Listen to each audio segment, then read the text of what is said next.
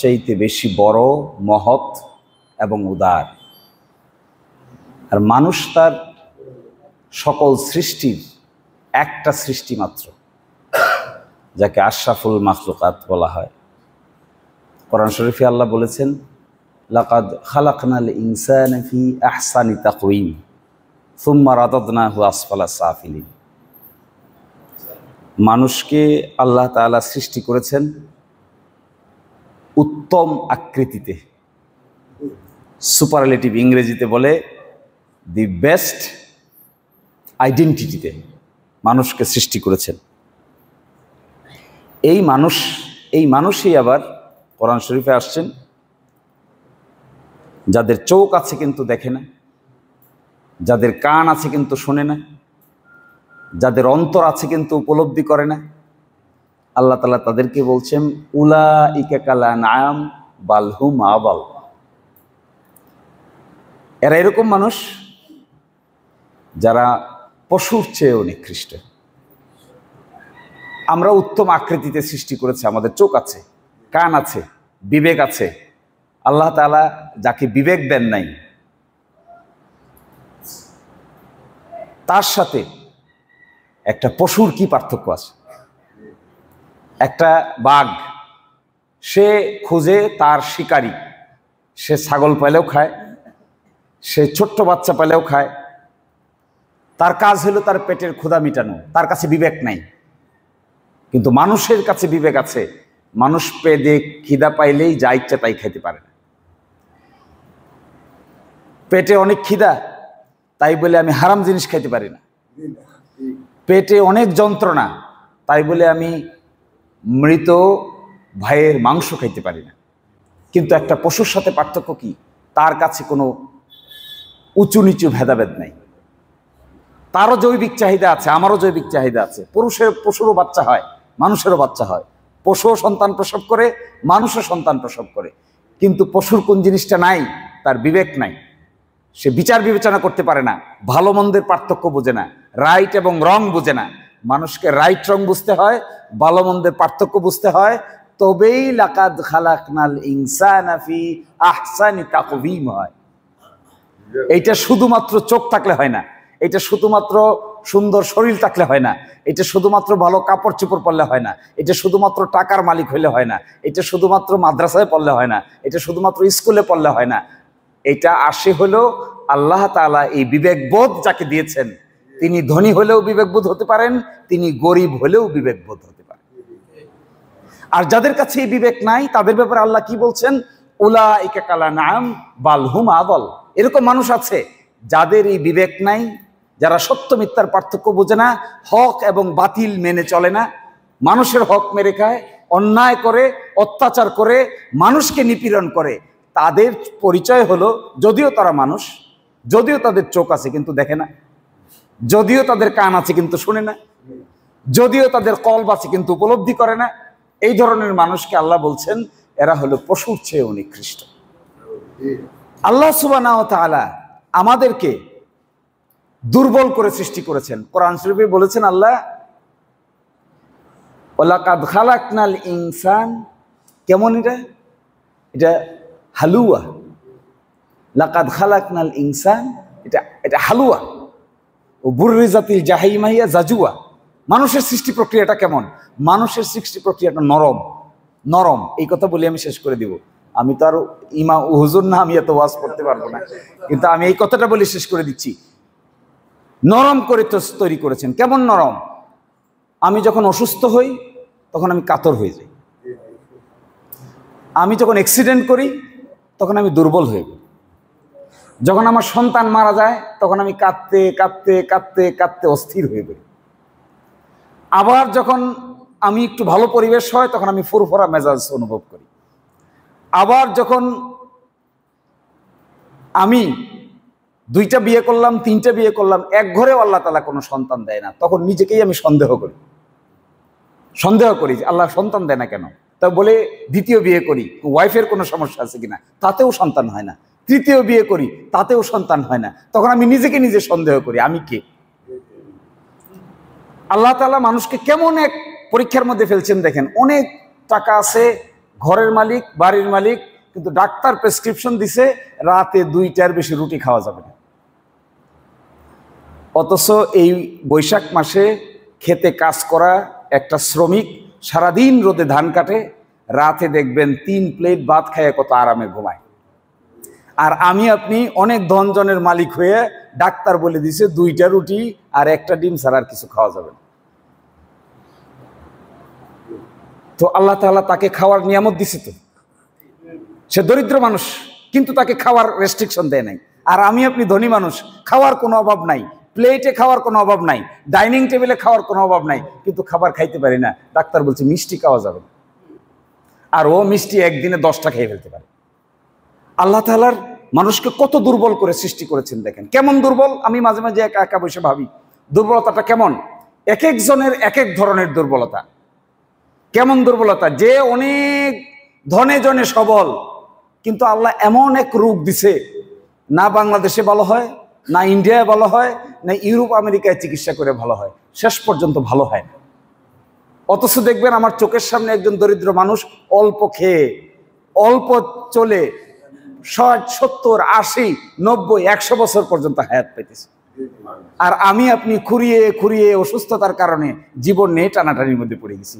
কিন্তু আমার তো অর্থের অসুবিধা নাই, আমার বৃত্তের অসুবিধা নাই, আমার বিল্ডিং এর অসুবিধা নাই, আমার এসি গাড়ির অসুবিধা নাই, আমার অট্টালিকার অসুবিধা নাই। কিন্তু আল্লাহ তাআলা আমাকে একটা দুর্বলতা দিয়েছেন। কি দুর্বলতা? দুর্বলতা হলো আমার একটা সন্তান বিকলাঙ্গ করে দিয়েছে। আছে না সন্তান বিকলাঙ্গ? যে ঘরের একটা সন্তানকে আল্লাহ বিকলাঙ্গ করে পাঠান, সেই ঘরের মা, সেই ঘরের বাবা, সেই ঘরের ব্যক্তিদের কি যন্ত্রণা, শুধুমাত্র সেই বাবা মা না হলে বোঝা সম্ভব না। এটা হার্ট ফেল্ট, এটা কামস ফ্রম উইদিন হার্ট। এই যে হার্ট থেকে যে আসে এমন একটা ডিজিজ, এটা আপনি দেখবেন বাচ্চা বড় হয়েছে, স্বাস্থ্যও বড় হয়েছে, অনেক লম্বা হয়েছে, কিন্তু বোধ শক্তি নাই, বুঝতে পারে না, ভালো মন্দ বুঝে না। কিন্তু টাকা পয়সা, গাড়ি বাড়ি, বাবা মায়ের কোনো দুঃখ নাই, একটাই দুঃখ, একটা মাত্র সন্তান, তাও আবার প্রতিবন্ধী আল্লাহ দিয়েছে। তার জন্য এটা কত বড় পরীক্ষা। আবার আমি মাঝে মাঝে এইটা দেখি, ঢাকা শহরে আমার কাছে মামলা টামলা নিয়ে আসে সারা বাংলাদেশ থেকে অনেক ধনী ধনী লোকেরা সন্তানরে হেরোইন খেতে খেতে এমন অস্বস্তিকর হয়ে গেছে, নিজেই সন্তানরে গিয়া জেলে ঢুকাই দিয়ে আসে। এগুলা আমি দেখেছি। বাবা মা যন্ত্রণা সহ্য করতে না পেরে নিজে সন্তানকে পুলিশের কাছে গিয়ে তুলে দিছে, হেরোইন খেয়ে বাড়িতে এমন অস্বস্তিকর পরিবেশ তৈরি করে, আর সহ্য করার মতো না। আল্লাহ তাআলা তাকে আর একটা দুর্বলতা দিছে না। দেখেন, সন্তান দেওয়াও একটা বিরাট বড় পরীক্ষা, না দেওয়াও একটা বিরাট বড় পরীক্ষা। সম্পদ দেওয়াও একটা বিরাট বড় পরীক্ষা, সম্পদ না দেওয়াও একটা বিরাট বড় পরীক্ষা। সম্মান দেওয়াও একটা বিরাট বড় পরীক্ষা, না দেওয়াও একটা বিরাট বড় পরীক্ষা। ইজ্জত দেওয়াও একটা বিরাট বড় পরীক্ষা, ইজ্জত না দেওয়াও একটা বিরাট বড় পরীক্ষা। এই যে এক রহস্যময় দুনিয়া খোদার, এর মধ্যে মানুষের অস্তিত্ব সত্যিকার অর্থেই খুব বড় কিছু না, কারণ খোদার দুনিয়া অনেক বড়। এটা আসমান আছে, জমিন আছে, সাগর আছে, মহাসাগর আছে, তার উপরে গ্যালাক্সি আছে, নক্ষত্র মণ্ডলী আছে, কত কিছু আছে, তার মধ্যে আমরা সামান্য। এটা কখন বোঝা যায়? এটা কখন বোঝা যায়? আমি মাঝে মাঝে একা একা চিন্তা করি যে কখন এটা বোঝা যায়। আমি যে ছোট, এটা বোঝা যায় কখন? এই মসজিদে একটু আগে ইমাম সাহেব নামাজ পড়াইছে না? তাহলে আমরা এখানে যদি 100 লোক হয়ে থাকি, তাহলে ইমাম সাহেব আমাদের মধ্যে গুরুত্বপূর্ণ লোক। গুরুত্বপূর্ণ লোক তো। হাতিয়া গ্রামের এই মসজিদে ইমাম সাহেব গুরুত্বপূর্ণ, তিনি আমাদের নামাজ পড়াচ্ছেন। এই ইমাম সাহেব যদি সিলেটে কুদরতুল্লাহ মসজিদে যান, তাহলে কি তিনি নামাজ পড়ান? পড়ান? ওইখানে আরো গুরুত্বপূর্ণ মৌলানা আছে না, আরো গুরুত্বপূর্ণ হুজুর আছে না, সিনিয়র আছে। এই কুদরতুল্লাহ মসজিদের হুজুর যদি ঢাকা বাইতুল মোকাররমে যায়, তাহলে কুদরতুল্লাহ মসজিদের ইমাম বাইতুল মোকাররমে গিয়া কি এই গুরুত্ব পায়? বাইতুল মোকাররম মসজিদের ইমাম মসজিদে নববীতে গেলে কি এই গুরুত্ব পায়? তাহলে আমাদের গুরুত্বটা কি? তাহলে আমাদের গুরুত্বটা সাময়িক, তাহলে আমাদের গুরুত্বটা হলো আপেক্ষিক, গুরুত্বটা হলো একটু জায়গার ভিতরে। আল্লাহ তাআলা দেখেন এমন এক সিস্টেম করে দিছে, এখানেই মসজিদে ইমাম সাহেবকেই মনে হয়, খাদেমকেই মনে হয় সবচেয়ে ইম্পর্টেন্ট লোক। কুদরতুল্লাহতে গেলে তো ওনাকে এরকম ইম্পর্টেন্ট লোক মনে হয় না। কুদরতুল্লাহতে গেলে তো, ঢাকায় গেলে তো, বাইতুল মোকাররমের মসজিদে গেলে কারোই কোনো খবর নেওয়ার সময় নাই, শত শত বিজ্ঞ আলেম ওলামারা সেখানে বসে আছেন। মসজিদে নববীতে গেলে লক্ষ লক্ষ লোক সারা দুনিয়া থেকে হজ করতে আসতেছে, ইমাম সাহেবকে এটা খুঁজেই পাওয়া যায় না।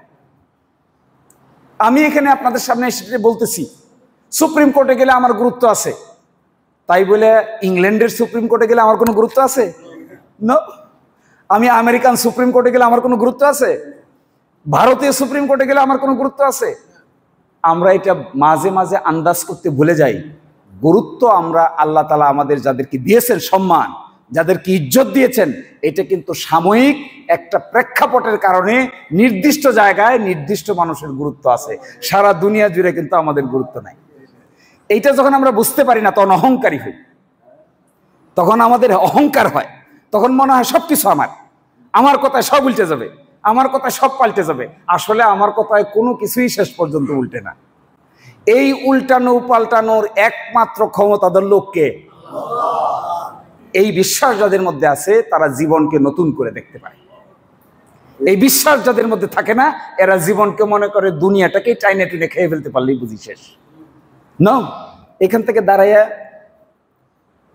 মসজিদের ছাদে যান, মসজিদের ছাদে গিয়ে দাঁড়ায় দেখবেন মনে হয় ওই কোথা থেকে আসলাম, বোয়ালিয়া বাজার। মসজিদের ছাদে গিয়ে দাঁড়ায় দেখবেন মনে হবে বোয়ালিয়া বাজারে আসমান লেগে গেছে। মনে হয় না এরকম?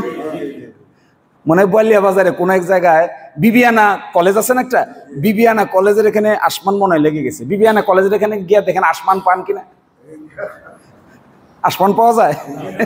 বিবিয়ানা কলেজের ছাদে ডাকলে মনে হবে যে মনে হয় দিরাইয়ের কাছে কোনো এক জায়গায় লেগে গেছে।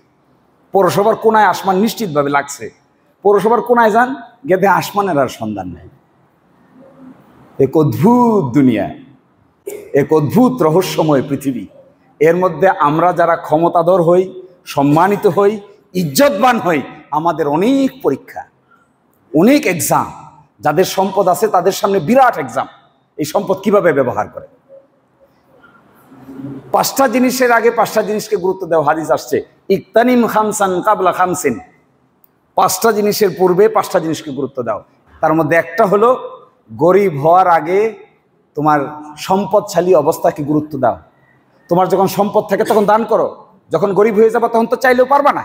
কোথা থেকে পারবা? এটা তোমার তো নাই। আগে গুরুত্ব, অসুস্থতা হওয়ার আগে সুস্থতাকে গুরুত্ব দাও।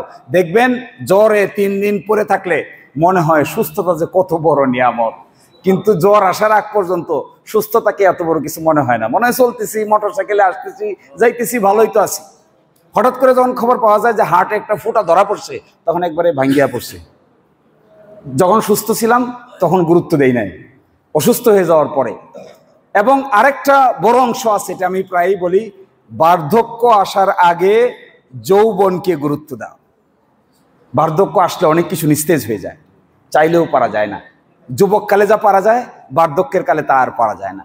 ফলে আমি আপনাদেরকে এই কথা বলে শেষ করে দিচ্ছি, আমি এখানে ওয়াজ করতে আসি নাই, আমি শুধু এটাই বলে শেষ করে দিচ্ছি, আমার কাছে এই পৃথিবীটাকে খুব রহস্যময় মনে হয়। যে মানুষকে আল্লাহ যেভাবে বিভক্ত করেছেন, উঁচুতে নিচুতে, ধনীতে গরিবে, বিকলাঙ্গে, সম্পদ দিয়ে সম্পদ না দিয়ে, খাইতে না দিয়ে, উঁচু জায়গায় বসে আবার নিচু জায়গায় বসে, এমন এক রহস্য সৃষ্টি করেছেন। এটা নিয়ে যারা চিন্তা করবে তাদের জন্য ফিকির করার যথেষ্ট রাস্তা এখানে খোলা আছে। এবং আল্লাহর দুনিয়াকে বুঝতে গেলে আল্লাহ বলছেন উসিরু ফিল আরদ ফানদুরু কাইফা কানা আকিবাতুল মুকাদ্দিমিন। দুনিয়া দেখতে চাও, আমার রহস্য দেখতে চাও, দুনিয়া দেখো ঘুরে। কি দুনিয়া দেখবা? আটলান্টিক মহাসাগরের উপরে গেলে মনে হবে তোমার ওই শিশিরমণির আর আকিল সাহিত্যে কোনো মূল্যই নেই। আটলান্টিক মহাসাগরের উপর গেলে এমন মহাসাগর, এইটার উত্তর দক্ষিণে মানুষের কোনো মূল্য নাই। আবার যদি আমি, অবাক হবেন যারা হজে যান, যে গ্রাম থেকে হজে যাচ্ছে, কত গুরুত্বপূর্ণ, হজে যাচ্ছে দোয়া দুরুজ করে সব পাঠিয়ে দেয়। হজে যখন তোয়াফ শুরু হয়, কেউ কারোর দিকে তাকানোরও কোনো সময়, কেউ কাউকে দেখার সুযোগ নাই, শুধু দৌড়ে, শুধু দৌড়ে, শুধু দৌড়ে, এক অন্যরকম অনুভূতি। ফলে আমি আপনাদেরকে আমার অনুভূতির কথা বলছি, আমার নিজে আমি দুষ্মুক্ত এই কথা আমি বলছি না, আমাদের সকলেরই কম বেশি দোষ আছে, কিন্তু আমরা যে কথাটা বলছি আমাদের উচিত নিজেকে চিনতে পারা, আমি কে, আত্মহিমিকা বোধ থেকে নিজেকে রক্ষা করা, দ্বীনকে মেনে নেওয়ার মানসিকতা তৈরি করা এবং দ্বীনের প্রতি ইত্তেবা করা, ওবিডিয়েন্ট হওয়া। আমার গর্ব বংশ পরিমাণ যাই হোক না কেন, দ্বীন যদি আমি মানতে পারি তাহলে আমি সম্মানিত হব। আল্লাহ তাআলা বলছেন ইন্না আকরামাকুম ইনদাল্লাহি আতকাকুম, কে সবচেয়ে বেশি সম্মানী লোক? তিনিই সম্মানী লোক যিনি নাকি আল্লাহকে সবচেয়ে বেশি ভয় করে। তো আল্লাহ তাআলা আমাদেরকে তাকে ভয় করার তৌফিক দান করুন, আমাদের যত শক্তি সামর্থ্য আছে তা আল্লাহর পথে ব্যয় করার তৌফিক দান করুন। আসসালামু আলাইকুম।